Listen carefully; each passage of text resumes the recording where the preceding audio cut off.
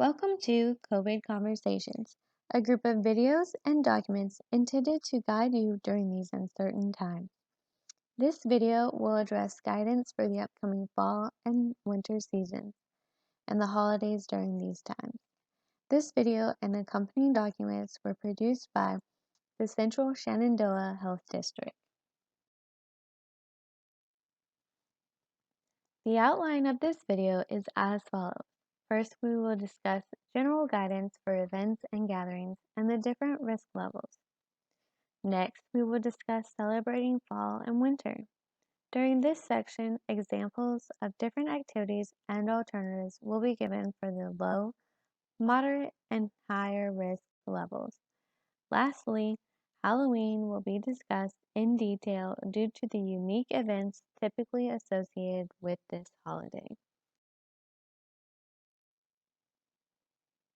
Let's discuss some guiding principles when it comes to events and gatherings. The risk of becoming infected and spreading COVID-19 increases when attending an event or gathering. This happens when an individual interacts with more people and the longer those interactions last. Attending events or gatherings in communities with higher levels of transmission will also increase the risk of spread. Community transmission means the spread of the virus, in this case COVID-19, is happening from members of that particular community. A higher level of transmission means that particular community has increased spreading from community member to community member. The size of the events and gatherings should be determined by the state and local safety laws and regulations. Event organizers should continually assess the situation and make appropriate adjustments. The Center for Disease Control and Prevention have categorized events and activities into 4 different risk levels. These risk levels are lowest, more, higher, and highest. Let's look at each a little more closely.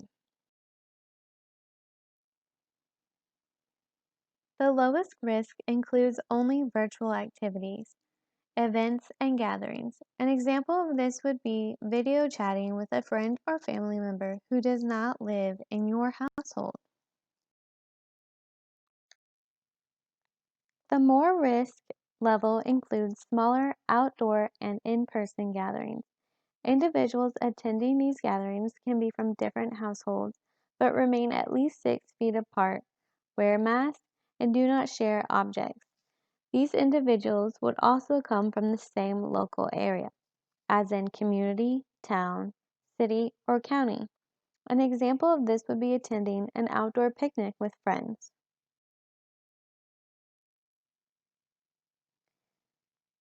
Activities in the higher risk level are similar to those in the more risk level. The major difference is the number of people attending and that they may be coming from outside the local area. Being able to keep 6 feet apart, wearing masks, and not sharing objects are still key components of this risk level. The highest risk level includes large in-person gatherings where it is difficult to maintain social distancing, and those in attendance travel from outside the local area. An example of this would be having a gathering indoors with extended family who came from all different areas. Some of the events, gatherings, and activities that we have come to know and love for the fall and winter seasons and various holidays are not recommended this year. The reason being that some of these events, gatherings, and activities tend to be ones with increased risk for becoming infected with COVID-19 or spreading COVID-19.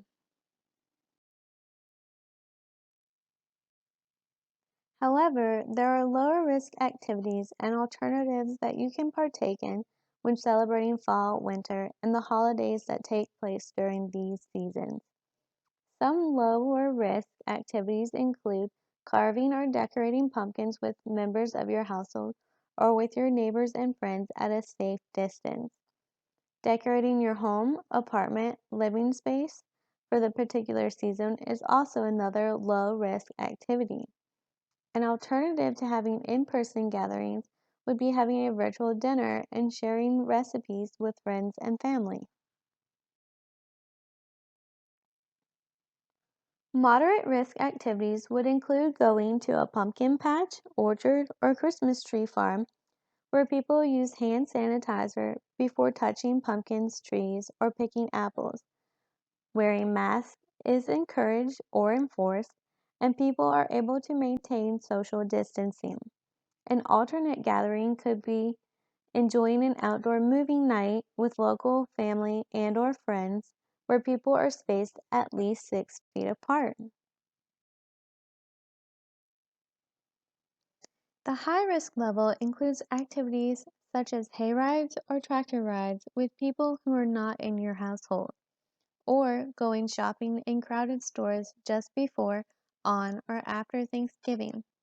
Any event, gathering, or activity where social distancing is hard to maintain and there are many people not from your household or geographic location are considered high risk. Halloween is an exciting and fun time for children and adults alike, but this Halloween will look a little different than those in the past in light of the COVID-19 pandemic. The activities of Halloween, such as trick-or-treating, are unique to this holiday. This is why we have decided to talk about Halloween specifically. As with the guidance for celebrating fall and winter, there are some Halloween events and activities that are not recommended this year. There are other ways to celebrate. Let's look at some activities for the different risk level specific to Halloween.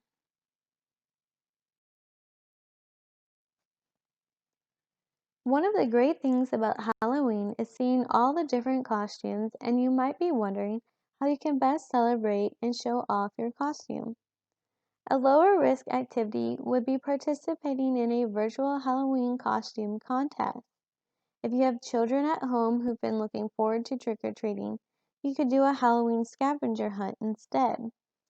This could be done by making a list of Halloween-themed things for children to look for as they walk outdoors from house to house, admiring the Halloween decorations at a distance. Or have a scavenger hunt style trick-or-treat search with your household members in or around your home rather than going house to house.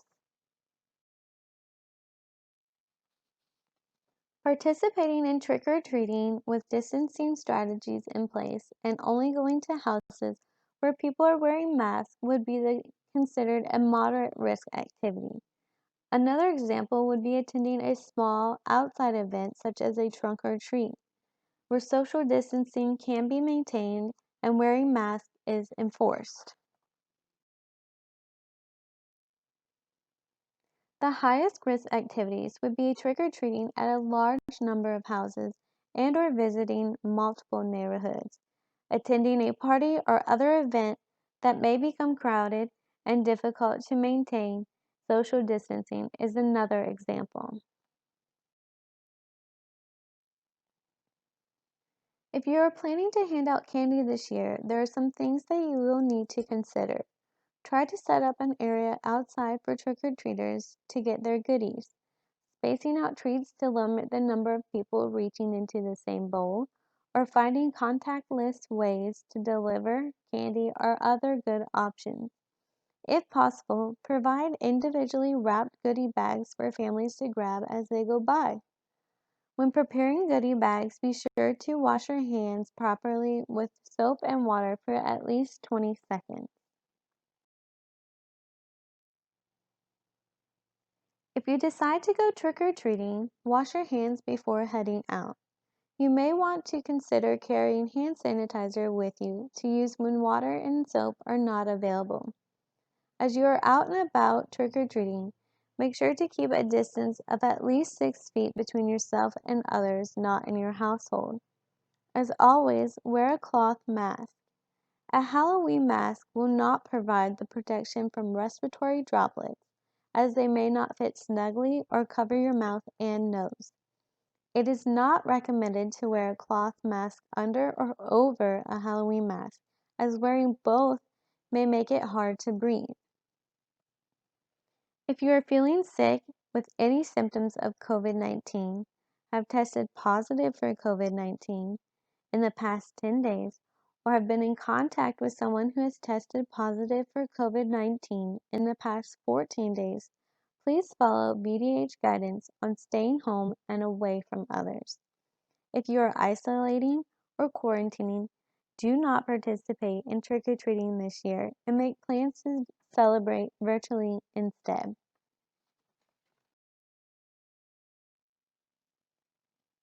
The information provided in the video was gathered from the CDC and VDH.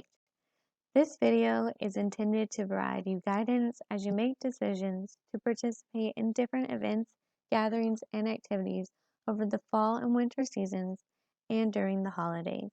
For additional information, please visit the CDC and VDH website.